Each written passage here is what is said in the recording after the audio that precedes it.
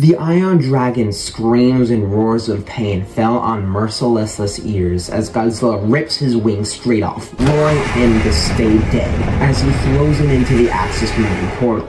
Godzilla had fought him once before, and the pest barely escaped. But now, thankfully, he was dead. Or so he thought. Godzilla blows smoke out of his nose and leaves, this journey down here being a waste of time. Somehow, as he still doesn't know how just yet, but that thing hadn't gone through the portal, but went past it. Godzilla somehow threw the Ion Dragon so far that it went past the portal before it could suck him in. Godzilla didn't realize this until his mistake was apparent, as when he went through, the Ion Dragon went through with him, still having some fight left in him, and began attacking. Godzilla was pissed off and roared, kicking the Ion Dragon and blasted his beam into the beast, pushing the Ion Dragon away and pushed Godzilla himself back as the portal gateway seemed to lack gravity. By the time Godzilla could calm down, he was pushed against the walls of the Axis Mountain portal, and his body was strong enough to break through, causing him to crash into the ground of unfamiliar terrain. Oakland, November 16th, 2017, the same date and year he had left in. Godzilla's lower half crashed into the water while his head was on the path ahead of him. Humans around the area scrambled and screamed in panic, running for their lives from the giant beast that just materialized. Godzilla got back up and shook off the uncomfortable landing. Weird, there wasn't an Axis Mountain portal in this location the last time he checked. Maybe one opened? But before he could analyze, Godzilla heard loud footsteps coming from inland. Godzilla turned around, feeling a lot more lightheaded for whatever reason, and he was beginning to have a headache. Really, right now, as he's about to go fight a kaiju. But to his shock, it wasn't a kaiju. It was a machine. Romeo Blue, American Jaeger, one of the first and the strongest at the time, running straight for him. And this fight wasn't going to be easy. I am Azarus. I am a Watcher. Embark with me on this journey as we explore the question, what if Godzilla was sent to Pacific Rim?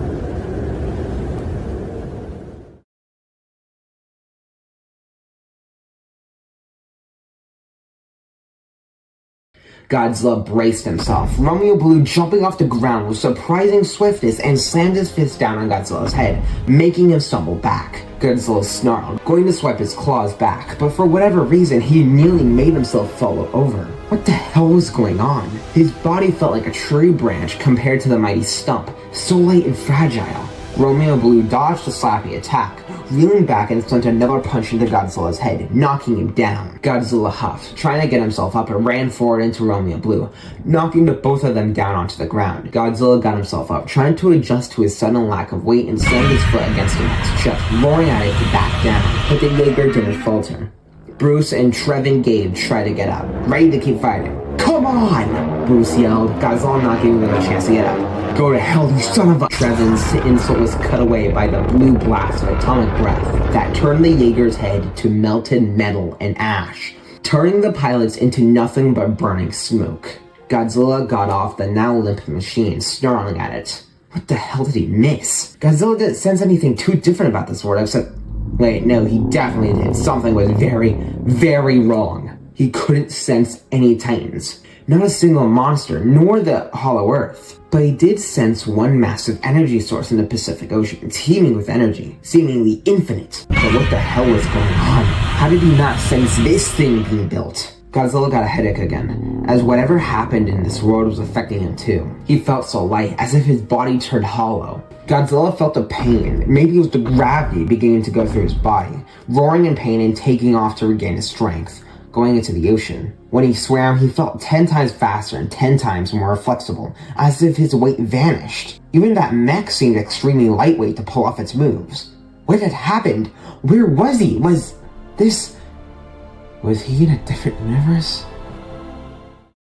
The Pacific Rim Defense Corps were going mad. Stacker Pentecost, leader of the Jaeger program, was trying to calm everyone down, but even himself was beginning to panic. The kaiju had appeared out of nowhere, not even the breach, and people couldn't figure out why. "What do we have, Newton?" Pentecost asked, entering the lab. I'm not sure, but I feel like I'm almost there," Newton explained, currently analyzing a pile of documents. "Well, you better get there faster, because I need to explain why a kaiju appeared in Oakland City and killed one of our Jaegers in seconds. Not even a breach. Just appeared out of thin air," Pentecost yelled, infuriated.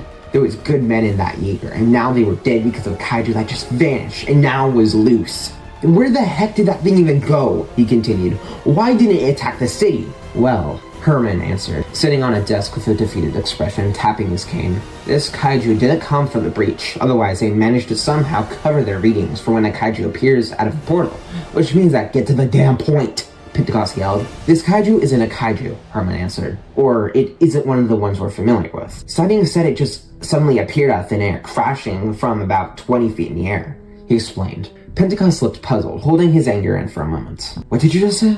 Pentecost asked. "Like the precursors. Somehow it achieved interdimensional travel and arrived here, though I don't think it did it on purpose," Herman explained. "It looked out of place and didn't adapt to our world's weight very well, likely weighing more in its world than ours." "What about that fire breath?" Pentecost asked. "Nuclear energy concentrated into a singular projected blast of energy," Herman sighed. "And who knows what else it has that we haven't even seen." Pentecost nodded his head quietly. "What category?" he asked finally. "Just from a guess and how easily it took down Romeo. Category 14. Probably higher." Pentecost froze.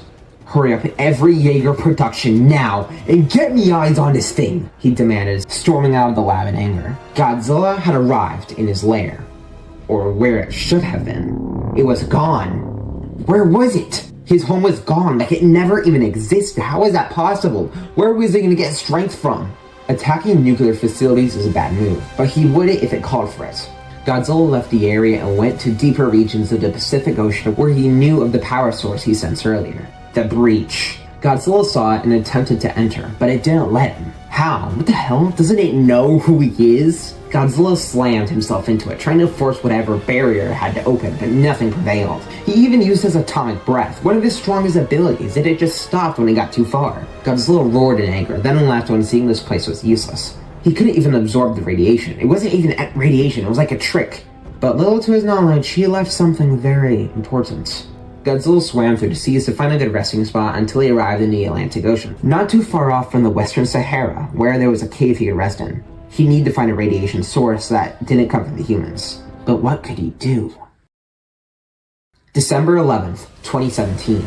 A scientist calls over Pentecost to his monitor, reporting breach activity. A kaiju.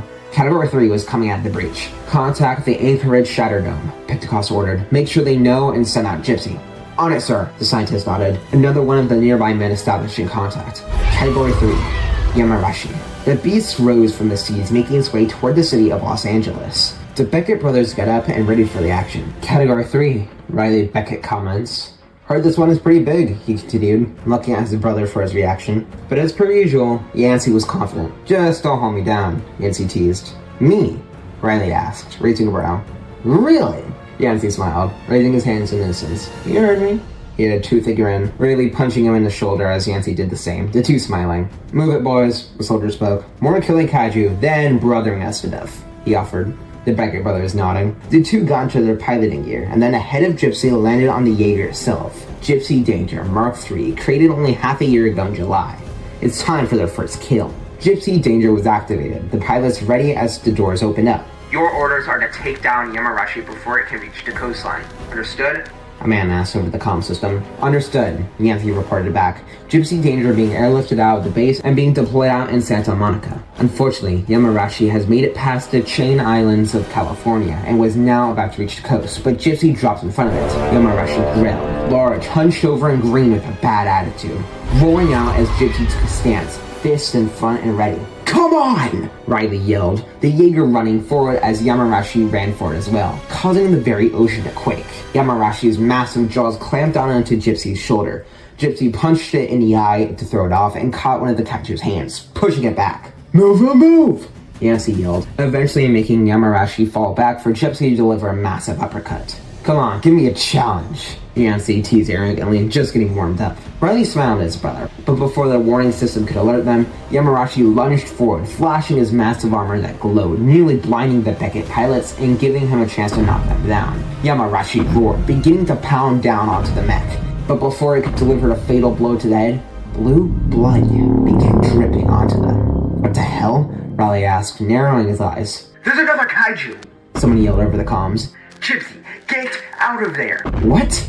Yancey asked, and soon they saw a massive monster biting down onto Yamarashi's neck, making the kaiju bleed out and scream until the titanic beast sent him flying into the ocean. Godzilla. The Beckett brothers heard about how he killed the roaming blue pilots and were ready for their vengeance. Gypsy Danger got up as Godzilla began walking after Yamarashi, Yancey and Riley having the same idea. Hey! Riley yelled over the megaphones, getting Godzilla's attention. Godzilla stopped, slowly turning around, towering over them. Okay, this was a bad idea. Riley spoke softly. Go! Yancey yelled, and in sync, the two brothers began running forward. Gypsy, what the hell are you doing? Pentecost himself yelled over the comms. Retreat! Sorry, sir, but I don't like the sounds of a runaway kaiju. Yancey turned off the comms and ran toward the beast, who was ready for this fight. Godzilla had adjusted to his sudden lighter build, dodging one of Gypsy's punches and delivering a claw swipe to Gypsy's face, knocking him down. Gypsy Danger got back up and saw Godzilla charging, rolling out of the way and running back in. Godzilla turned around, but Gypsy was faster and leaped up onto Godzilla's back. Pull! Riley yelled as Gypsy's hands tightened around one of Godzilla's dorsal plates, attempting to rip it out. Godzilla roared, despite their lack of progress, but was annoyed by the pain he could feel and bit them off, biting onto Gypsy's leg and throwing him away. Gypsy crashes down into the water and looked up as Godzilla snarls at him. Why isn't he going after us? Yancey asked. I think he's trying to chase us off, Riley commented, loosening up their shoulders as the pain being thrown around was beginning to sink in. And why did he attack Yamarashi? I thought these guys were friends. Not sure, Yancey shrugged, but we're not letting this guy go. He spoke confidently, running straight forward. Godzilla was walking away after Yamarashi, who had reached the city, beginning to tear it apart. Godzilla roared in a rage and began running. Come on! Yancey yelled, jumping up on Godzilla, who had his back turned, but the Titan was just testing if they knew they were smart, which he was left disappointed. Godzilla whipped his tail at Gypsy's dangerous side, sending it flying away. Godzilla then made a scarily fast turn and slammed its foot onto Gypsy's chest. Godzilla roared, starting to get pissed off at this Jaeger's resistance. Godzilla caved his foot onto Gypsy's core, beginning to destroy it. Now! Riley yelled, having expected this and was charging up their particle dispersal cannon, which shoots Godzilla into the chest. Usually this would have no effect on him, but Godzilla was weakened when getting sent through Axis Mundi, and now deprived of radiation. This burnt his chest, destroying some of his scales and sending him over 100 feet away, crashing into the water on his side. Gypsy got back up. It's not dead, Riley sighed, getting ready for another attack. But as they did, they saw Godzilla's dorsal plates vanish into the water. Shit, Yancey mumbled, getting the cannon ready to fire. Godzilla now had the ambush advantage, having enough water to ambush the Jaeger. They kept looking around, their heat skinners being damaged in battle. Godzilla's roar hit them after the attack, Godzilla leaping out of the water and biting down into Gypsy's neck, slamming them down and causing them to roll across the ground. The Beckett's yelled in pain, trying to attack back, but Godzilla was beyond enraged, ripping off his arm and crushing their leg into flat metal, roaring down at Gypsy. They hear a charging noise, looking up to see the dorsals beginning to glow, described by the witnesses from the battle against Romeo Blue, the blast of energy that destroyed them. They put up their remaining arm, trying to activate their ejection pod that were destroyed in the latest attack, but then stopped. Godzilla got off, the atomic breath never coming, nodding his head down at Gypsy's spirit and walked off after Yamarashi. The kaiju was knocking down a building until Godzilla's bite ripped into his neck, tearing through the armor and sending him to the ground. Yamarashi shrieked, trying to get himself up, but Godzilla's foot then crushed his skull. Even though Godzilla's body was weakened, he was still possibly the strongest monster this world will ever see. Godzilla roared in victory. The citizens of Los Angeles terrified and continued running, but they were all put to confusion when Godzilla began dragging the body away and then just left, not continuing the rampage. Gypsy got up, the Beckett's severely injured as helicopters arrived to grab them and get them back to health with medical equipment to heal their injuries sustained in the battle. Gypsy's danger was beyond repair, as the second they tried to lift him up, he practically fell apart. The Beckett's could almost still feel the pain from seeing their Jaeger getting destroyed by just trying to move it. A week later, Pentecost himself had to inform them of the bad news. What? You're kidding, right? Yancey demanded. What are we supposed to do, sit back and not do our jobs? he asked, infuriated and punched a wall. I'm sorry, but Gypsy Danger needs to be restarted and recreated. If we try to repair Gypsy now, it'll take too many resources and too much time. Then what are we supposed to do in the meantime? Yes, he asked, crossing his arms. Pentecost sighed. Whatever you want, he said dismissively, leaning back and turning around. Yancey and Riley looked at each other, both realizing that they had just failed their first mission, and were now no longer Jaeger pilots. Godzilla arrived at his lair in the Atlantic Ocean, dragging Yamarashi by its neck. He wanted them to himself. Godzilla drained it from all the radiation it could offer, feeling great to have food once again. It's weird, though, that he'd never encountered a kaiju like this before, as he knew practically every species of monster from his wars against them and his own hunting patterns. Was this some new species? And if so, why did it attack now? It was like it appeared out of thin air. Like himself. Was this a titan from another universe? But then why did these humans have the machines to fight them perfectly? Did this stuff keep happening to this world? Was Godzilla just another monster? These thoughts just put Godzilla's mind to distress, so he put it to rest. But when absorbing the radiation from Yamarashi, it felt almost familiar to something. That energy source! The thing he could have entered, this is where the kaiju are coming from. Then why couldn't he enter? Were these kaiju the only ones that could travel through it? Perhaps. Godzilla would have to look into it later, but for now, he wanted some rest. After Yamarashi ran out of radiation to be absorbed, he let it drift away. Godzilla had been extremely weakened when fighting Gypsy, but now with Yamarashi's radiation, he was back in action. He wasn't letting anyone get the best of it again. Give me just a minute, I forgot you guys don't understand the precursor's language, so let me just edit the language module, and there we go. We have found something in the human's world. Show me. Samples of something powerful. We believe it to be another type of kaiju. Harness it to DNA samples and transmit it to our kaiju, and put it in the testing ring. The Queen will be pleased with us. That doesn't sound very good. Godzilla slammed his foot into Himantara's chest, slamming the beast into the ground. 2018, January 8th, New York City. Godzilla roared loudly into its face to see a reaction, but the kaiju just kept flailing about, not bowing to him.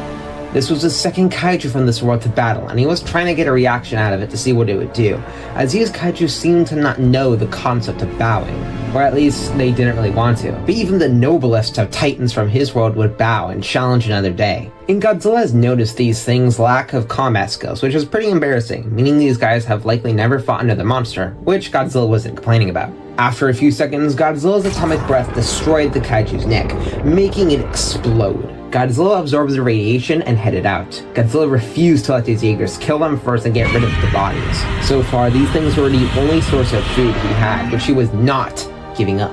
Thankfully, none of the Jaegers had decided to challenge him. They learned their lesson when they lost the first two. Jaegers weren't used for quite a while thanks to Godzilla, but the world was not happy with them. A lot of the world was wanting the Jaegers to be used against Godzilla, rumors of more mechs being designed to fight Godzilla, and even some of the higher-ups of the Pacific Rim Defense Corps were trying to corner Pentecost into a battle to kill Godzilla. With all of my respect I have left for this council, which isn't much, engaging Godzilla would be a terrible idea for a relationship with him and for our Jaegers, Pentecost explained, currently in a meeting with the council. Relationship? One of them asked with an arrogant tone. We do not have any bond with Godzilla, nor do we intend it. How do we know he's not killing the kaiju so he can't stronger destroy us? We've seen him absorb their energy to become stronger, and the recent fights have been proving it, the man explained. Pentecost sighed. So what do we do?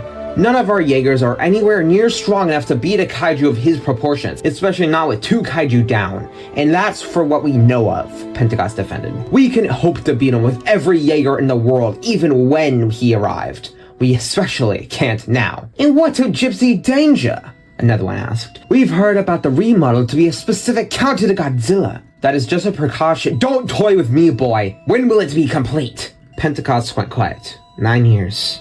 We're still struggling with the piloting system. You have 7. Pentecost bit his tongue to not speak out. Understood.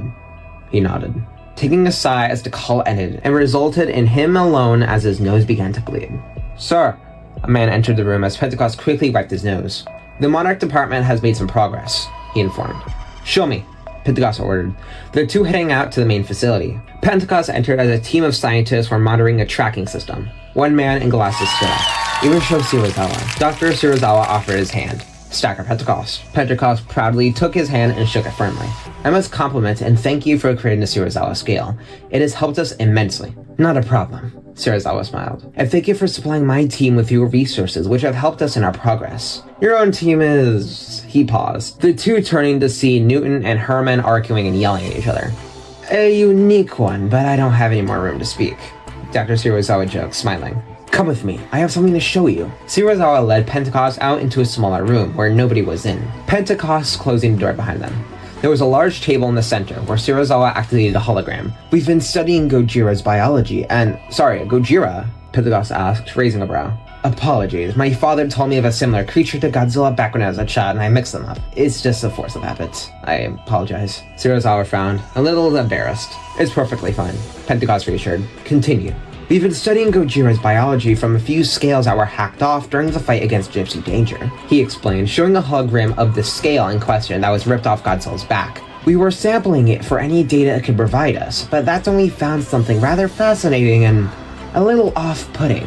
Pentecost raised a brow, curiosity guiding him. What could it be? Serizawa then pressed another button as a text called Tissue Age showed up, calculating up to hundreds, then thousands, tens of thousands, hundreds of thousands.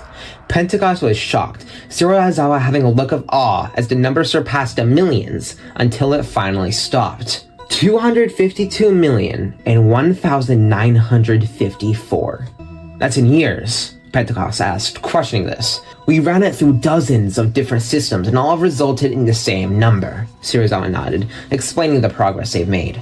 This could explain how Gojira can fight so well against other kaiju and even our Jaegers. Pentecost nodded, still in shock of this revelation. If Godzilla survived over 200 million years, how could their Jaeger, let alone a kaiju, stop him if he ever turned against humanity? Anything else? He asked, hoping this was the end of it. According to the samples of Gojira's radiation, we found the readings to be similar to our sun. Pentecost froze. Great, now it's over. Nothing was stopping this thing now. He just better hope Godzilla does not turn on them and the Gypsy Danger remodel fails. But I've heard of your new Jaeger being developed, Serizawa added, not finished and having a little bit of a down tone. I hope the day does not result in battling Gojira, but I've been studying him for weak points just in case. He pulled up a hologram, 4 red markings highlighting different spots, each side on his gills, his mouth, and a specific spot in between his dorsals. Please, don't start this battle. Serizawa pleaded. Pentecost nodded. Believe me, I'm trying everything possible to prevent that outcome, he reassured, looking out at the hologram with a small hint of fear before walking out. The breach was beginning to stir and bubble as a massive claw emerged out of it, a humming noise charging up as something roared out of it, sounding like a demon. 2018, March 29th. The beach of Rio was a calm one as everyone enjoyed their days at the beach. Everything seemed amazing. Nothing could ruin this day. Oh no, I spoke too soon. Relaxing people suddenly began screaming, running from the sands as alarms went off, shelter doors opening up. Give me eyes on the kaiju in the category, Pentecost yelled, entering the room. Unknown. We've never seen an energy pattern like this before. I'm running it through every other kaiju, but it isn't matching up, one of the staff reported, having a hologram glitching out. Pentecost paused, fearing the worst from the request he was about to make. Compare it to Godzilla's readings. The man turned to Pentecost for a moment in confusion, but nodded, patching it through. He typed in a command and the loading icon began. After a terrifying amount of silence, it went through. Oh lord, the man muttered. Category 10. Kaiju name, Terrorjaw. How did this happen? We just had a Category 3 a few months ago, Pentecost demanded, Serizawa entering the room as well when hearing the news. He turned to Serizawa. What's your theory? He asked. Serizawa thought, trying to make sense of it, but it didn't seem possible. Perhaps the precursors managed to take a sample of Gojira's DNA signature from the kaiju kills or somewhere else to get a stronger kaiju to counteract him, since he was killing their kaiju so swiftly. Serizawa proposed, still unsure. Pentecost sighed. Send out whatever Jaegers are nearby. And where is Godzilla? He asked, as the tracker for Godzilla hadn't moved from his location in the Atlantic Ocean yet. What Jaegers are on standby? He asked. Kaiju Corythian and Mammoth Absol are already on the move, someone called back. Pentecost sighed, covering his mouth as the control room sent out commands and orders. God help us, he muttered, walking out. You ready? Tyler Wren asked, inside of Mammoth Absolute as it walked through the waters. Movie got to Rio. Hell yeah, Nathan Rand responded, grinning. You two have been awfully quiet. Anything with you two yet? Tyler called, Mammoth turning its head to face Hydra Corythian. Yeah, we're fine, Owen Grant responded. We just got a message from base, he explained. This thing is Category 10. What? Nathan asked. How? We barely scratched through the category 3s. I'm not sure, but that isn't stopping us, he said confidently. Pick up the pace, Luna grinned and said with an arrogant tone, but a playful one too. The Jaegers picked up their pace, blissfully unaware of how powerful the kaiju they were going to face was going to be. Terrorjaw jumped itself onto a nearby building, letting out a terrifying roar and slashing it down. Terrorjaw then heard loud footsteps, turning around to see in the coast as the 2 Jaegers were here to stop it from its destruction. Let's do this, Tyler smiled. We'll take out the limbs. You two keep it away from biting, Luna ordered, Mammoth running in as Hydra ran forward. Come on! Owen yelled, leaping up as Terrorjaw roared back, leaping in and sending the Jaeger flying away. Mammoth jumped onto Terrorjaw's back, gripping onto its shoulder blades to give Hydra some room. Mammoth began punching hard in an attempt to break something, but Terrorjaw didn't even flinch, continuing to attack Hydra. No! Nathan yelled, activating the wrist saber blade on their Jaeger and slashing it down on Terrorjaw's back, making him shriek out. Terrorjaw began running around, trying to break free from the connection, giving Hydra some room. Damn it, Luna muttered, activating their own blades that went across their fingertips, leaping forward and slamming their claws into Terrorjaw's eyes. Terrorjaw shrieked out, getting overwhelmed, but was quickly going to change the tides and kicked Hydra away, then rolled across its back, which made Mammoth retract its blades and leap off. The thing is smart, Nathan commented, Mammoth landing on the ground. Just keep it up, we got it wounded, Owen commanded, Hydra getting up as well. Keep it stressed, make it confused, Luna added. The Jaegers didn't move in, keeping distance as Terrorjaw kept looking back and forth to see which of them attacked. With one set of eyes gone, it had now been limited to one side to see. Terrorjaw kept watching them, waiting for them to attack, or to make a move. When it starts running, cut it up, Nathan ordered, summoning their wrist blade. This triggered Terrorjaw and roared, running forward as Mammoth braced themselves. Terrorjaw jumped up, but Mammoth thrusted their blade forward, going right through Terrorjaw's mouth. Yes! Tyler cheered. Luna and Owen breathed a sigh of relief, clapping their hands. Great job! This is Hydra Corinthian. Reporting Terrorjaw is taken down, Luna reported. But as they said that, suddenly Mammoth exploded. Hydra took a battle stance. What the hell? Owen asked, looking closer to see Terrorjaw still had the blade down his throat, but had eaten up Mammoth's jaw, then crushed the head. Terrorjaw turned to Hydra, using its claws to rip out the arm. What? Luna and Owen yelled in sync, Terrorjaw leaping up to attack. Hydra put up their claws, ripping into Terrorjaw's muzzle, but was quickly sent flying down, Terrorjaw slamming its claws into the Jaeger. Come on, come on! Owen begged, trying to activate the ejection pods for his sister, but Terrorjaw's claws crushed Luna's side of the mech. Owen screamed in rage and pain, using his arm to grab Terrorjaw's face and crush some of its skull before he was crushed as well. Hydra's arm went limp, Terrorjaw ripping it off and climbed up the mountain nearby, letting out a confident roar of pride. The Pacific Rim Defense Corps were in shock. 2 of some of their strongest Jaegers were destroyed with ease by Terrorjaw. But that roar awakened Godzilla. Godzilla rose from his lair, being in a healthy state. That roar sounded like the kaiju, but also somewhat familiar to his own kind. Could it be possible another one of his own kind made it here? And who was it? Godzilla didn't waste time, having some hope, and began swimming toward Rio.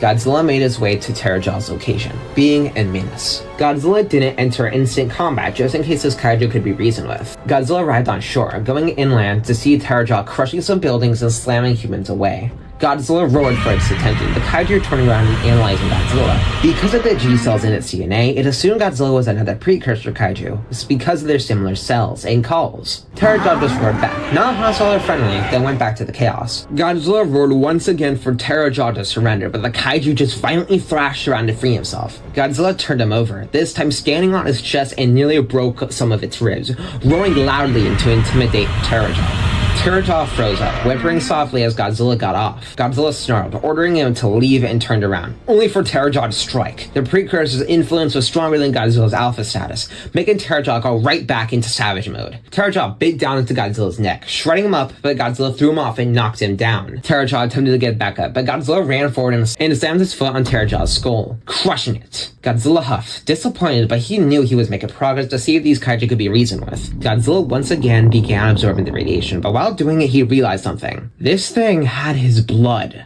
Godzilla was infuriated that whoever was sending these kaiju were using his own strength against him. Godzilla roared, kicking the corpse away in a fit of rage and took off, needing to figure out a plan to stop these kaiju once and for all. After Terrorjaw, more and more kaiju came out of the breach with G-cells.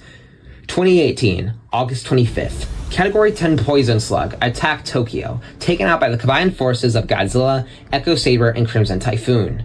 2019, February 2nd, Grim Flash attacked the coast of Nevada, taken out by Chrome Brutus, Lucky 7, and Matador Fury, costing Chrome and Mater in the fight. 2019, May 15th, Category 11 Bullet Breaker attacks Manila and is killed by Godzilla. 2019, September 9th, Category 11 Orochi attacks Queensland and is taken out by Godzilla. More and more kaiju infused with G-cells keep coming. Category 11 Raylar, Category 12 Sky Ripper, Category 12 Tidebreaker, Category 12 A-Roll, Category 13 Sonivore. Walls are built all the same, as the Jaeger program is slowly losing support as Godzilla seems to be more reliable. But even Godzilla is trying to take the damage from these kaijus, even with the radiation from each kill. And by 2025, Godzilla was nearly killed by Category 12 Ultimuller.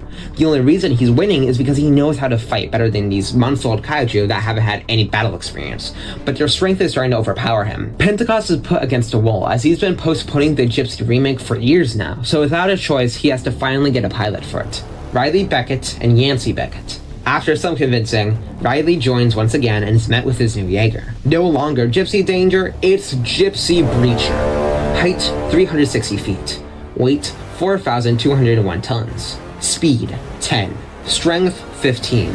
Armor 11. Mark 7 Jaeger. Jaegers have been very advanced since the Category 11s, moving from Mark 5 to 6, 7s, and 8s. This was originally going to be used to kill Godzilla, Pentecost explained, standing in front of the massive Jaeger. But I don't think we're going to be doing that anytime soon, he sighed, turning to Riley. Are you ready? Riley sighed, nodding his head. Yancey smiled. You ready? Hell yeah, I am. Riley smirked, putting his arm around his brother. And with both of them alive, Gypsy Breacher was piloted perfectly, as no risk of threat of the Jaeger came from unstable piloting. But the double event was here. 2025, January 8th, the first double event, just as the scientists predicted. Category 17s, Lafu and Gut Ripper. Pentecost deployed the few remaining Jaegers left: Strike Eureka, Saber Athena, Obsidian Fury, Guardian Bravo, and Titan Redeemer. They were strong, but Pentecost feared they weren't strong enough to beat these Category 17s, as they barely survived fighting them 1-on-5. But he didn't want to risk Gypsy Breacher getting damaged since they were preparing to make it for the breach. These Jaegers were positioned out on the ocean of Hong Kong, ready for the kaiju. The waters were silent, as not a single word was muttered over the comms, so listen closely. Dozens of helicopters circled overhead to report any movement, as these kaiju were great at ambushing. Move it to the left of Titan Redeemer! A helicopter reported. Titan Redeemer prepared himself, but was ambushed by Lafu, who tackled the Jaeger down. Strike Eureka opened fire with missiles, which sent Lafu flying off, while Obsidian Fury sliced off one of the arms of Lafu, slicing into its leg and knocking it down, and shooting its own missiles, saving Titan Redeemer. Lafu roared in pain, slamming Obsidian Fury away while Saber Athena jumped onto its back, about to stab a blade into its neck until a massive arm punched her away. Rising out of the water, towering over them all, was Gut Ripper. His massive arm slammed down, sending a wave of water that knocked the Jaegers off balance, giving him and Lafu the perfect chance to attack. Striker Enrica and Guardian Bravo fought off Lafu, while Obsidian Fury, Saber Athena, and Titan Redeemer held off Gut Ripper. Titan Redeemer fell first, Gut Ripper ripping the Jaeger in half, while Striker Eureka pinned Lafu down, and Guardian Bravo bashed its head and killed it. Obsidian Fury slid under Gut Ripper, using its blades to cut its stomach open and began bleeding out.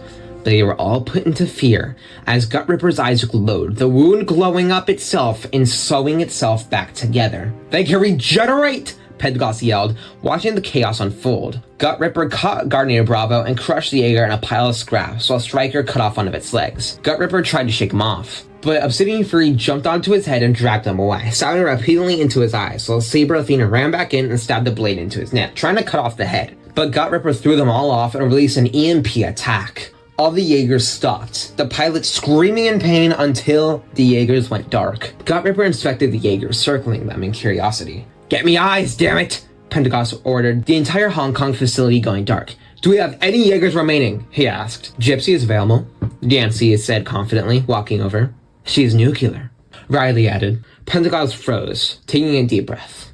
What are you waiting for? He asked, the Beckett brothers smiling and running off. Gut Ripper stood in front of Striker's frozen body, sniffing at seeing any reaction. Hurd walked over to the compartments inside the Jaeger. We got a choice to make. He turned to his son, Chuck.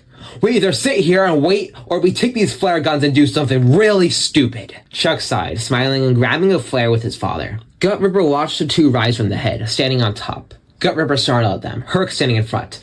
"Hey, you!" he yelled. Gut Ripper came close to inspect, only for the flares to hit his eyes, making him roar in pain, thrashing around. "I think we just pissed it off," Chuck joked.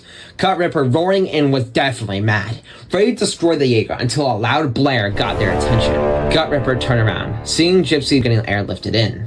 "Oh, thank God," Chuck sighed. Gypsy's breacher dropped down. The Beckett brothers had been waiting for this battle for years. Gut Ripper roared, slamming his fists down into the waters. "You ready?" Riley asked. Yancey smiled at him. "Hell yeah, I am." The two turned back to Gut Ripper, standing taller and would prove to be an impossible fight to win, until a loud hum echoed through the ocean. "Let's fucking go," Yancey and Riley whispered in sync, turning to Gypsy Breacher to see the waters beginning to glow blue. Massive blue dorsal plates ripped through the ocean, as Godzilla himself, supercharging off radiation, roared out at Gut Ripper, sitting next to Gypsy Breacher. Godzilla roared, Gypsy blaring their horn as Gut Ripper roared back. The three charged at each other, Gut Ripper knocking Godzilla back while Gypsy Breacher used their jet thrusters to send their fists flying at Gut Ripper, causing the massive kaiju to stumble back. Godzilla got up, ramming himself to Gut Ripper and bit down on his shoulder blade. Gut Ripper managed to throw him off, raising his claws to slam them down until Gypsy lunged onto one of his arms and brought it back, causing Gut Ripper to fall onto his back, while Gypsy Breacher moves out of the way just in time. Gut Ripper tried to get back up, but Godzilla stomped onto its chest and roared with anger, churning up an atomic breath. But Gut Ripper began glowing, shooting a jet of blue flames that burned Godzilla's chest and knocked him off. "Oh, come on," Riley muttered. Gut Ripper getting back up and charging Gypsy. Gypsy Breacher evaded, grabbing his arm and pulled him forward, trying to get him to fall over, but Gut Ripper slammed his tail into Gypsy and knocked him away.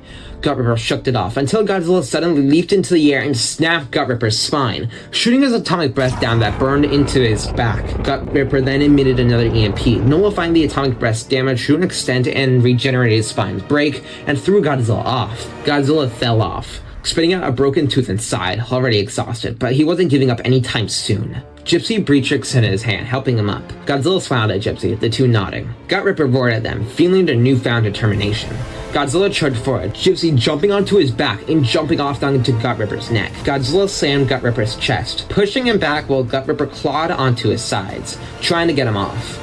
"Let's see this thing grow back a new brain," Yancey yelled, activating their proton blade, made out of titanium-infused diamond and controlled proton energy, stabbing the blade down into Gut Ripper's skull. Gut Ripper shrieked out, but the pain eventually ended, and he collapsed. Godzilla threw Gut Ripper off, turning to Gypsy Breacher. "Are we friends?" Riley asked, holding his hand up for a high five. Godzilla just huffed at them, confused, then turned away and went over to Luffy's body. "Okay." Sliding the hand against the back of Gypsy's head while Yancey was doing the best to hold in his laughter. "Great work, you two," Pentecost complimented. "Thanks," Yancey said confidently, smiling at Riley. "But we're going on with our mission, and we're going to need the two of you. There's a chance you won't make it back," Pentecost informed. "Isn't that every day?" Riley asked. "Nothing's stopping us." Pentecost smiled. "Well, I wish you both luck." He nodded, walking away. The Beckets turned to each other, ready for this mission. "You ready?" Riley asked. "Hell yeah, I am." Yancey fist bumped him, the two leaving to the lunchroom. "Our remaining Jaegers are being deployed," a man informed Pentecost. "Are we all ready to go?" he asked, turning to Pentecost. "Yes," he sighed, nodding his head. "I just need to say goodbye." He paused, walking at Tamaka's room. "Cancer. One son of a bitch to have, and Pentecost's time is short." Herc was injured, so Stryker needed another pilot. So, against Herc's wishes, Chuck and Pentecost would pilot the Jaeger. They were going to kamikaze into the breach to destroy it once and for all. But would they make it? Only time would tell, as Godzilla arrived in the Arctic and broke into the biggest iceberg he could find, Luffy's body now withering away. Whatever he did, he took more than just its radiation. Everyone, listen up.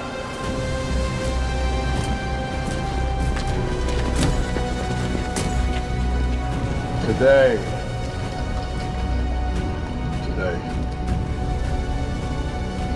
at the edge of our hope, at the end of our time, we have chosen not only to believe in ourselves, but in each other. Today, there's not a man nor woman in here that shall stand alone. Not today. Today we face the monsters that are at our door and bring the fight to them. Today we are canceling the apocalypse.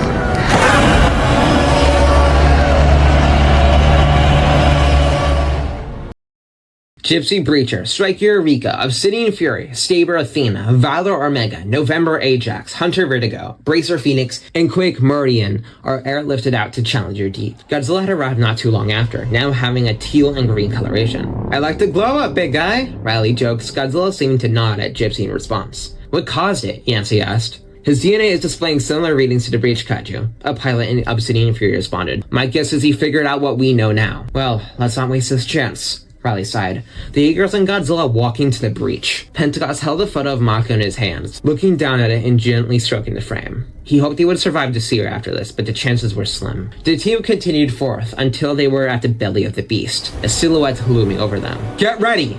Pentecost yelled. "Weapons hot!" The Jaeger team activated their weapons, Godzilla flashing his dorsal plates in intimidation. Command the Shadows was a G-cell infused ladder, boosting him into the category 30, while Godzilla was only 22 in his evolved state. But the Jaegers were all suddenly ambushed by a bunch of kaiju, all hiding in the darkness, kaiju they'd killed before. Valor caught Saber Athena and threw her into the ground, while Sky Ripper snatched Valor Omega up in its claws and dragged it against the ground. Tidebreaker slammed Obsidian Fury out of the way, biting down onto Strike Eureka's shoulder with Aerol, while Gypsy and Hunter Vertigo fought off Sonivore. Godzilla and the other Jaegers were spread out, fighting off the kaiju to the best of their abilities, but they just kept coming and coming.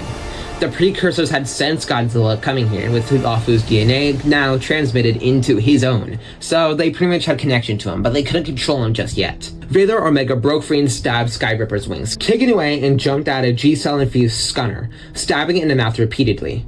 Hunter Vertigo opened fire with missiles against Tidebreaker off of Strike Eureka, getting stabbed by spikes from a G-cell infused strike thorn, while Lafu knocked Hunter down. Obsidian Fury got back up from the ground, using their jet thruster to send them flying to Aerol, knocking them down. A Terrorjaw ambushed Godzilla, biting down onto his neck, but got pulsed off by Godzilla and atomic breath into oblivion, using his beam to destroy all the kaiju he could, destroying Aerol, Skyripper, Raylar, and a G-cell infused Otachi. It was around evenly numbered as more kaiju were calling out the breach, but the Jaegers were beginning to fall. November Ajax getting crushed by a G-cell infused Leatherback, and Bracer Phoenix got torn apart by Tidebreaker, being killed by Striker and went to fight off another Skyripper. Godzilla did his best against Slattern, but it was still stronger than him, scratching his scales off and its tails tying them up, making him bleed out and stun him at times. Godzilla used his atomic breath, sending Slattern back, but he adapted to it and went past. Grabbing Godzilla's head, it slammed it away with its other claws. Gypsy Breacher cut off Sonivore's head, running over to help Godzilla. Gypsy and Godzilla held Slattern down, throwing him across the rocky terrain. Godzilla shot his beam down while Gypsy Breacher cut him up with his blades. Obsidian Fury, Saber Athena, Bracer Phoenix, Valor Omega, and Quake Meridian were all down, leaving Striker, Hunter, and Gypsy. Slattern threw Gypsy into Godzilla, slashing Hunter out of the way and went for Strike Eureka, ready to kill him off. Mako! Pentecost activated his call, seeing Slattern's bloodlusted gaze roll right for him. "I love you so much," he said quickly, activating the self-destruct sequence. Gypsy, Hunter, and Godzilla were all sent flying away, while some of the kaiju were turned to dust. Not Slattern, though. He got back out, shrugged it off, and took a minimal damage. Roaring at the tree as more kaiju came out. Hunter was about to fall apart, and Gypsy was severely damaged. Godzilla looked at them both, then closed his eyes. He needed to finish this once and for all. He then opened his eyes to pitch white, glowing rage. His scales crackled, now burning brighter than ever. This was his last stand. Today, for Pentecost, for everyone that's died because of these kaiju, in vengeance against the precursors, today, he was going to cancel the apocalypse. Supercharged, Godzilla ran for Slattern, slashing his neck open and ripped off his head, then went for the closest other kaiju, who would eventually run out of radiation, so he needed to do this fast. He killed every kaiju he could, throwing them into the breach where it kept it open just in case it wouldn't let him through. Godzilla turned to Gypsy Breacher, smiling to not the Jaeger but the pilots inside, before nose-diving in. It was magical, as alien as he expected. This place, the Antiverse, was like a door into another dimension. Maybe his homeworld was out there somewhere, but for now, he had other things to worry about, like ending this war. Godzilla kept swimming down, seeing countless worlds. Some of him, some of others, like another Godzilla, some mechanized version of him, the Shinemura, a vibrant dark pink version of himself, a white Kong, and countless others. Godzilla kept looking forward, seeing a kaiju swimming out of a certain segment. Godzilla caught it and killed it fast, then swam deeper. Godzilla arrived in the Precursor's domain. Godzilla let himself drift down, seeing thousands of precursors watch him. Godzilla roared at them, having seen these creatures unevolving in the mind of LeFou. Conquerors of other worlds should gain their resources, sending their tools instead of doing it themselves. A pathetic race in Godzilla's eyes. Godzilla upped his radiation as high as he could, absorbing some of it from his kills before, exceeding his energy capacity. If it kept going like this, he would die, and that was just the plan. Godzilla closed his eyes, thinking of those who he cared for. Anguirus, Dagon, Mothra. The precursor leader walked forward, eyes wide in shock as Godzilla opened his eyes, roaring out in anger, and then... boom.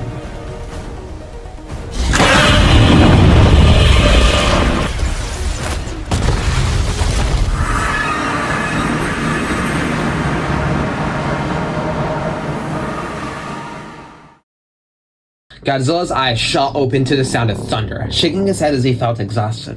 He was still alive? Godzilla got up, his head feeling a little dizzy, looking around, seeing the land burning as golden lightning struck around. Godzilla heard the sounds of battle, climbing up a nearby mountain to see the source. There was a battle. No, a war going down there, where he saw two of his greatest enemies battling it out. Ghidorah and Scarking, along with titans, Mutas, humans, and everything possible fighting down there. Was this his world? He looked up to the sky, seeing Quetzalcoatl and Mothra battle it out. Godzilla didn't waste a second and shot his beam, shooting Quetzalcoatl out of the sky and turned her to ash. Mothra turned to him, ecstatic, and landed to greet him. Mothra and Godzilla nuzzled their heads for a moment, Mothra using their telepathic touch to recap him on the situation. A lot had happened after he vanished, making her demand to know what he was doing. Godzilla would explain later. Looking back to the battlefield, Godzilla narrowed his eyes. He's back, and it's time to kick some ass. The end.